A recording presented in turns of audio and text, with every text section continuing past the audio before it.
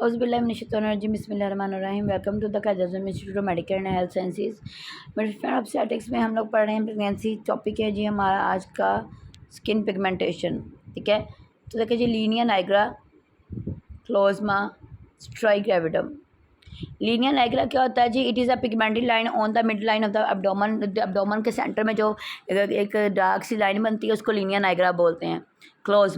क्लोज़मा वो जो butterfly like structure मैंने बोला था ना कि नाक पे, चीक पे और फोरहेड पे बनता है, उसको क्लोज़मा बोलते हैं। क्लोज़मा और मास्क ऑफ प्रेगनेंसी, इसको प्रेगनेंसी का मास्क भी बोलते हैं। Is seen as an increase in pigmentation on the face over the cheek and forehead, यानी कि नाक, चेहरा, चीक, स्पेशली फोरहेड वगैरह पे ये अपीयर हो जाता है। It appear after the 16 week of pregnancy, ये 16 वीक के बाद अपीयर होने लग जाता है। And pigmentation increase gradually till delivery, और इसकी जो डार्कनेस है ना वो डिलीवरी तक जो है ना ऐसा ऐसा बढ़ती रहती है, बट फेड्स आफ्टर डैट, और उसके बाद ख़त्म हो जाती है। स्ट्राइक ग्रेविडम, ठीक है, ये जो औरतें इचिंग करती हैं ना पेट पे वो मार्क्स बने होते हैं जिसको प्रेगनेंसी मार्क्स या स्ट्रेच मार्क्स भी बोलते हैं, वो है। Are such mark seen as reddish irregular streaks on the abdomen, यानी कि एब्डोमन पे जगह जगह उन्होंने खारिश की होती है तो ये वो रेडिश भी होते हैं, पहले रेडिश होते हैं बाद में वो इस तरह हो जाते हैं।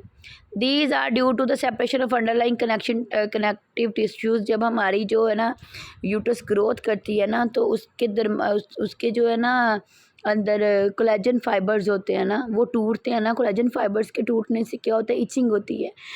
जब बंदा इचिंग करता है ना तो वहाँ पे वो निशान पड़ जाते हैं। ठीक है, these usually fade after delivery but not totally disappear. ठीक है, नेवर टोटली डिसअपीयर। उन्होंने बोला ये डिलीवरी के बाद कम तो हो जाता है लेकिन एक बार जो मार्क्स बन गए वो फिर दोबारा ख़त्म नहीं होते। आ गया जी musculoskeletal system. In late pregnancy there is softening of ligament and joint. जब प्रेगनेंसी लेट हो मतलब ज़्यादा हो जाती है ना, टर्म पे पहुंचने वाली होती है, तो लिगामेंट्स और जॉइंट्स जो होते हैं वो सॉफ्ट हो जाते हैं। दिस में slightly enlarge the capacity of pelvis, जिसकी वजह से क्या होता है पेल्विस की कैपेसिटी जो है वो ज़्यादा हो जाती है। The laxity of the pelvic joint usually causes back एक, और पेल्विस के जॉइंट के रिलैक्सेशन से क्या होता है जी? बैक एक होती है। General metabolism. This average increase in weight is 2 to 3 kg during the first 20 weeks of pregnancy.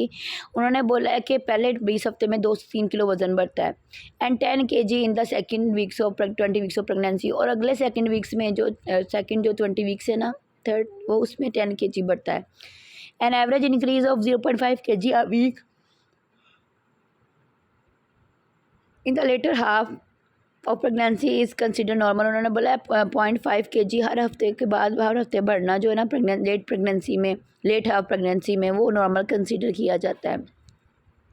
Breast changes are as a result of increase hormone activity. जितने भी ब्रेस्ट में चेंजेस आती हैं वो हार्मोन एक्टिविटीज़ की वजह से होती हैं। Oestrogen develop the duct system and progesterone the glandular tissues. Oestrogen क्या करता है? जो डक्ट सिस्टम है उसको डेवलप करता है, और प्रोजेस्टेरोन ग्लैंडुलर टिश्यूज़ को। They prepare the nipple for subsequent breast feeding. Prolactin stimulate the production of colostrum. उन्होंने बोला ये क्या करते हैं? ये निपल को प्रिपेयर करते हैं ब्रेस्ट फीडिंग के लिए, और कोलोस्ट्रम जो है उसकी प्रोडक्शन को, और प्रोलैक्टिन जो होता है हार्मोन, ये कोलोस्ट्रम की प्रोडक्शन को शुरू कर देता है। The breast enlarge due to increase tissue growth, blood supply and fat deposition. जो ब्रेस्ट है वो साइज़ में ज़्यादा हो जाते हैं, क्यों? क्योंकि वहाँ पर टिश्यूज़ की ग्रोथ ज़्यादा हो गई है, ब्लड सप्लाई ज़्यादा हो गई है, और फैट जो है वो ज़्यादा हो गई है। आ गया जी समरी ऑफ ब्रेस्ट चेंजेस। ठीक है, अगर आप ये समरी भी कर लें तो आपकी जो है ना ब्रेस्ट चेंजेस हैं वो डिस्क्राइब हो जाएंगी।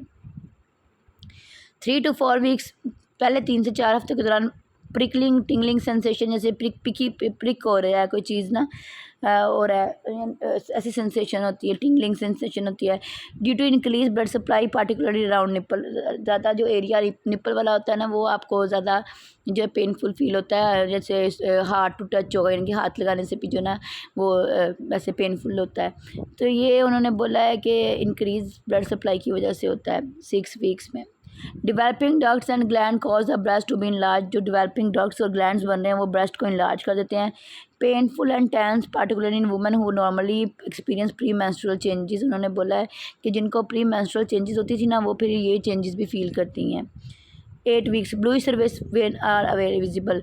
जो ब्लू वेन होती है वो विजिबल होना शुरू हो जाती हैं 8 to 12 weeks.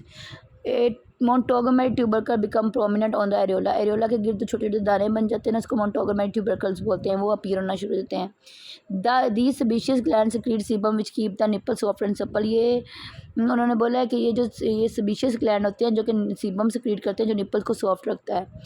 The pigmented area around the nipple darkens and may enlarge slightly, जो डार्क एरिया होता है एरियोला, वो उन्होंने बोला और ज़्यादा डार्क होना शुरू हो जाता है और वो आहिस्ता आहिस्ता से उसका जो घेरा है वो बढ़ जाता है। The area is known as primary areola, इसको प्राइमरी एरियोला बोलेंगे। आ गया जी 16 week. Colostrum can be express late pregnancy, फिर प्रेगनेंसी में उन्होंने बोला क्लोस्ट्रम जो है वो बनना शुरू हो जाता है। Colostrum may leak from the breast, colostrum breast से लीक हो सकता है। Progesterone cause the nipple to become more prominent and mobile, progesterone की वजह से निप्पल ज़्यादा प्रोमिनेंट हो जाते हैं और ज़्यादा वो मूवमेंट में, यानी कि उनमें ज़्यादा सेंसेशन फील होना शुरू हो जाती है। ठीक हो गया।